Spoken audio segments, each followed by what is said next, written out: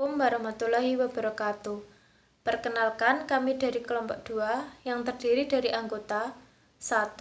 Sri Wahyuni, NIM B200180438. 2. Aprilia Dwi Indriani, NIM B200180439. Yang ketiga, Heri Pratama, NIM B200180440. Yang keempat, Milania Nur Ramadhani, NIM B200180442. Di sini, kami kelompok 2 akan mempresentasikan tentang sejarah ekonomi Indonesia. Yang pertama yaitu pemerintahan Orde Lama. Perekonomian Indonesia tidak dapat lepas dari presiden pertama, yaitu Insinyur Soekarno. Di sini disebutkan kebijakan Insinyur Soekarno. Ada 4. Yang pertama, nasionalisme Bank Java menjadi Bank Indonesia. Yang kedua, mengamankan usaha-usaha menyangkut hidup banyak orang. Yang ketiga, berusaha memutus kontrol Belanda dalam bidang perdagangan ekspor-impor. Yang keempat, serta kebijakan lain untuk kemajuan Indonesia. Selanjutnya yaitu pemerintahan Orde Baru. Pada pemerintahan Orde Baru ini dipimpin oleh masa pemerintahan Presiden Soeharto yang berlangsung pada tahun 1966 sampai 1998. Pemerintahan Orde Baru ini diawali dengan pembentukan surat perintah pada tanggal 11 Maret 1966. Kebijakan ekonomi Repelita 1-5 atau rencana pembangunan 5 tahun. Pada pemerintahan Orde Baru ini, keadaan ekonomi di Indonesia berkembang pesat meskipun dibarengi dengan praktek korupsi yang merajalela. Tujuan jangka panjang dari pembangunan ekonomi di Indonesia pada masa Orde Baru yaitu meningkatkan kesejahteraan masyarakat melalui suatu proses industrialisasi dalam skala besar, yang pada saat itu dianggap sebagai satu-satunya cara yang paling tepat dan efektif untuk menanggulangi masalah ekonomi, seperti kesempatan kerja dan defisit neraca pembayaran. Keberhasilan pembangunan ekonomi di Indonesia pada zaman Soeharto jauh lebih baik dan solid dibanding pada masa Orde Lama, yaitu dalam menyusun rencana, strategi, dan kebijakan pembangunan ekonomi. Selanjutnya yaitu pemerintahan transisi. Pada 14 dan 15 Mei 1997, nilai tukar baht Thailand terhadap dolar Amerika Serikat mengalami suatu goncangan hebat akibat para investor asing mengambil keputusan jual. Karena mereka para investor asing tidak percaya lagi terhadap prospek perekonomian negara tersebut, paling tidak untuk jangka pendek. Yang terjadi di Thailand akhirnya merembet ke Indonesia dan ke beberapa negara Asia lainnya. Inilah awal krisis keuangan di Asia. Rupiah Indonesia mulai goyah pada Juli 1997. Sejak saat itu, posisi mata uang Indonesia mulai tidak stabil. Menanggapi hal tersebut, Bank Indonesia melakukan 4 kali intervensi, yakni memperlebar rentang intervensi. Akan tetapi, pengaruhnya tidak banyak. Nilai rupiah terhadap dolar Amerika Serikat mencapai rekor terendah, yakni 2.682 per dolar Amerika Serikat, sebelum akhirnya ditutup 2.655 per dolar Amerika Serikat. Sekitar bulan September, nilai tukar rupiah terus melemah mulai mengguncang perekonomian nasional. Pada awalnya, pemerintah Indonesia berusaha untuk menangani masalah krisis ini dengan kekuatan sendiri. Akan tetapi, setelah menyadari bahwa merosotnya nilai tukar rupiah terhadap dolar Amerika Serikat tidak dapat dibendung lagi, akhirnya pada tanggal 8 Oktober 1997, pemerintah Indonesia akhirnya menyatakan secara resmi meminta bantuan keuangan dari IMF. Lembaga Keuangan Internasional itu mengumumkan paket bantuan keuangan pada Indonesia yang mencapai 40 miliar dolar Amerika Serikat. 23 miliar diantaranya adalah pertahanan lapis pertama atau frontline defense.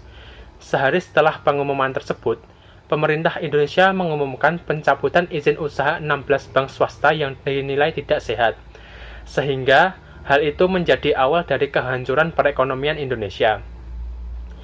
Keadaan sistem ekonomi Indonesia pada masa pemerintahan transisi memiliki karakteristik berikut, yakni goncangan terhadap rupiah terjadi pada pertengahan 1997. Pada saat itu, dari 2.500 menjadi 2.650 per dolar Amerika Serikat. Sejak masa itu, keadaan rupiah menjadi tidak stabil. Krisis rupiah akhirnya menjadi semakin parah dan menjadi krisis ekonomi yang kemudian memunculkan krisis politik terbesar sepanjang sejarah Indonesia. Selanjutnya, pemerintahan reformasi hingga pemerintahan Jokowi. Yang pertama adalah pemerintahan pada masa Kiai Haji Abdurrahman Wahid atau yang sering dikenal dengan Gus Dur. Pemilihan presiden pada kala itu dilaksanakan pada tanggal 20 Oktober 1999, sehingga terpilihlah Kiai Haji Abdurrahman Wahid sebagai Presiden keempat Republik Indonesia dan Megawati Soekarno Putri sebagai Wakil Presiden Republik Indonesia kala itu. Pemerintahan Gus Dur ini sering disebut dengan pemerintahan reformasi. Awal reformasi, masyarakat umum, termasuk para pengusaha dan juga para investor, sangat menaruh harapan besar terhadap kesungguhan Gus Dur untuk membangkitkan kembali perekonomian Indonesia yang sempat melemah dan juga menuntaskan permasalahan-permasalahan dalam negeri yang menjadi warisan rezim Orde Baru. Jika dibandingkan dengan tahun-tahun sebelumnya, pada tahun 1999 ini, perekonomian Indonesia sudah mulai menunjukkan adanya perubahan. Hal itu dibuktikan dengan laju pertumbuhan PDB yang sudah mulai positif, walaupun tidak jauh dari 0%, dan pada tahun 2000, laju pertumbuhan ekonomi di Indonesia terus membaik, bahkan mencapai 5% dengan tingkat inflasi dan tingkat suku bunga yang rendah. Hal itu menunjukkan bahwa kondisi moneter Indonesia kala itu sudah mulai bisa dikatakan stabil. Akan tetapi, kondisi tersebut tidak bisa berlangsung lama karena seiring waktu berjalan, Gus Dur menunjukkan sikap diktator dan praktik KKN di lingkungannya bukannya semakin berkurang, justru malah semakin intensif. Sikap Gus Dur tersebut menimbulkan perseteruan dengan DPR yang klimaksnya DPR mengeluarkan surat peringatan Memorandum 1 dan Memorandum 2 sebagai peringatan kepada Gus Dur. Selain itu, hubungan pemerintah Indonesia dengan IMF kala itu juga sedang tidak baik, dikarenakan permasalahan amandemen Undang-Undang Nomor 23 Tahun 1999 mengenai Bank Indonesia, penerapan otonomi daerah, serta pinjam-meminjam uang dari luar negeri. Selanjutnya yang kedua adalah pemerintahan pada masa Megawati Soekarno Putri. Dalam era Megawati, kinerja ekonomi Indonesia menunjukkan perbaikan, paling tidak dilihat dari laju pertumbuhan PDB. Pada tahun-tahun 2002, PDB Indonesia tumbuh 4,3% dibandingkan 3,8% pada tahun sebelumnya.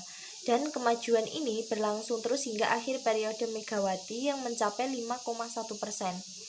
PDB nominal meningkat dari 164 miliar dolar AS tahun 2001 menjadi 258 miliar dolar AS tahun 2004. Demikian juga pendapatan per kapita meningkat dengan persentase yang cukup besar dari 697 dolar AS ke 1191 dolar AS selama periode Megawati. Kinerja ekspor juga membaik dengan pertumbuhan 5% tahun 2002 dibandingkan minus 9,3% tahun 2001 dan terus naik hingga mencapai 12% tahun 2004. Namun demikian, neraca perdagangan yakni saldo ekspor impor barang maupun transaksi berjalan sebagai persentase dari PDB mengalami penurunan. Selanjutnya yakni masa pemerintahan Susilo Bambang Yudhoyono atau SBY. Pada bulan-bulan pertama pemerintahan Presiden Susilo Bambang Yudhoyono di tahun 2004, rakyat Indonesia sempat optimis bahwa kinerja ekonomi Indonesia 5 tahun ke depan akan jauh lebih baik lagi dibandingkan pada masa pemerintahan sebelumnya sejak Soeharto lengser. Bahkan, Kabinet SBY dan lembaga-lembaga dunia menargetkan pertumbuhan ekonomi Indonesia tahun 2005 akan berkisar sedikit di atas 6%.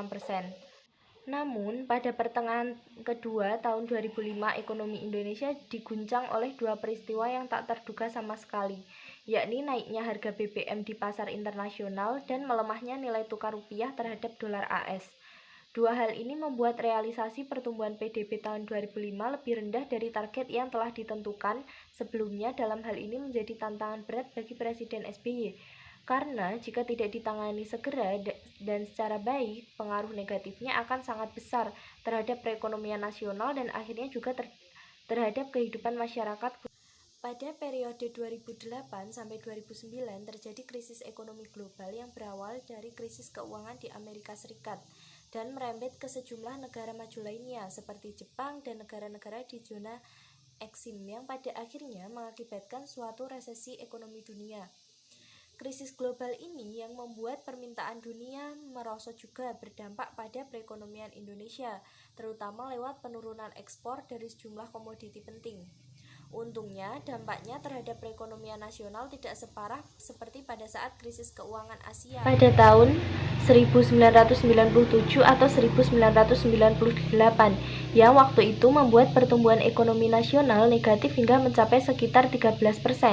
Sedangkan krisis 2008 sampai 2009 tersebut hanya membuat laju pertumbuhan ekonomi nasional lebih rendah dari apa yang diharapkan. Dalam periode kedua pemerintahan SBY tahun 2009 sampai 2014, Indonesia kembali menghadapi sebuah krisis ekonomi yang juga bersumber dari luar, yakni krisis ekonomi di sejumlah negara anggota EU, yang dikenal dengan sebuah krisis ekonomi euro. Namun, krisis ekonomi tersebut sekitar periode 2010 sampai 2011 tidak terlalu berdampak langsung pada perekonomian nasional. Karena EU bukan mitra dagang Indonesia terpenting, melainkan Amerika Serikat, Jepang, dan dalam beberapa tahun belakangan ini juga Cina.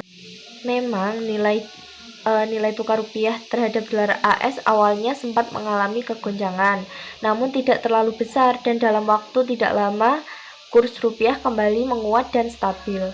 Goncangan terakhir yang cukup serius yang dihadapi pemerintahan SBY pada tahun 2013 adalah depresiasi rupiah yang mulai terjadi sekitar bulan Agustus dan terus berlangsung secara bertahap dan hingga awal tahun 2014. Yang terakhir adalah pada masa pemerintahan Joko Widodo.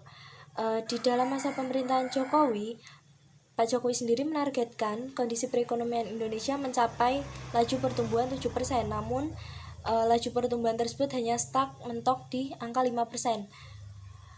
Menteri Keuangan Sri Mulyani menetapkan kondisi perekonomian Indonesia tetap bisa berada di atas 5% meski terjadi perang dagang Amerika Serikat, Cina, dan sejumlah negara sejak tahun 2018. Ia mengakui bahwa tekanan terbesar saat ini terlihat pada ekspor yang mengalami negative growth. Dari sisi pengelolaan ekonomi, selama 5 tahun terakhir tingkat inflasi rendah terjaga pada level 3% atau yang terendah dalam satu periode pemerintahan sejak era reformasi. Ini menggambarkan bahwa daya beli masyarakat terjaga dan terus tumbuh. Dengan pertumbuhan ekonomi yang stabil dan diikuti dengan inflasi rendah, pemerintahan Jokowi JK mampu menumbuhkan 11,21 juta lapangan kerja dengan angka pengangguran terus-menerus menurun atau terendah sejak 20 tahun terakhir. Dan yang terakhir, contoh kasus sejarah ekonomi di Indonesia. Langsung saja kita bahas sejarah resesi ekonomi di Indonesia. Indonesia pertama kali masuk ke jurang resesi pada tahun 1963. Pada saat itu, Indonesia mengalami resesi karena adanya hiperinflasi. Dan setelah tahun 1970 sampai 1980-an, ekonomi Indonesia mulai membaik atau positif kembali. Namun, pada tahun 1990-an, ekonomi Indonesia kembali memburuk. Itu dikarenakan adanya krisis finansial Asia pada tahun 1997 sampai 1998. Di dalam sejarah, tercatat resesi itu berlangsung selama 9 bulan atau 3 kuartal berturut-turut, dan pastinya akan membuat Indonesia memasuki masa depresi. Setelah 10 tahun kemudian, Indonesia kembali dihantam tekanan dari ekonomi dunia. Krisis ekonomi dunia menghantam rupiah dan pasar keuangan dalam negeri. Namun, Indonesia beruntung karena ekonominya tetap tumbuh positif di level 6%. Namun, pada tahun 2009 ekonomi merosot dan hanya tumbuh 4% saja. Selanjutnya yaitu Indonesia saat ini. Pandemi telah menyebabkan tekanan luar biasa bagi ekonomi dunia, termasuk juga Indonesia. Bahkan Presiden Jokowi memprediksi ekonomi Indonesia minus lebih dari 3% pada kuartal 3 2020. Ini berarti Indonesia terancam masuk ke jurang resesi ekonomi pada tahun 2020. Namun, secara teoritis suatu negara dikatakan resesi setelah pertumbuhan ekonomi yang minus selama 2 kuartal berturut-turut. Jika menggunakan indikator itu, maka sesungguhnya Indonesia belum dikategorikan dalam resesi. Oleh karena itu, aman tidaknya Indonesia terhadap resesi ditentukan oleh pertumbuhan ekonomi Indonesia kuartal 3 2020. Jika masih minus, maka secara teoritis Indonesia akan mengalami resesi kembali. Sekian presentasi dari kami. Apabila ada salah kata kami mohon maaf. Wassalamualaikum warahmatullahi wabarakatuh. Terima kasih.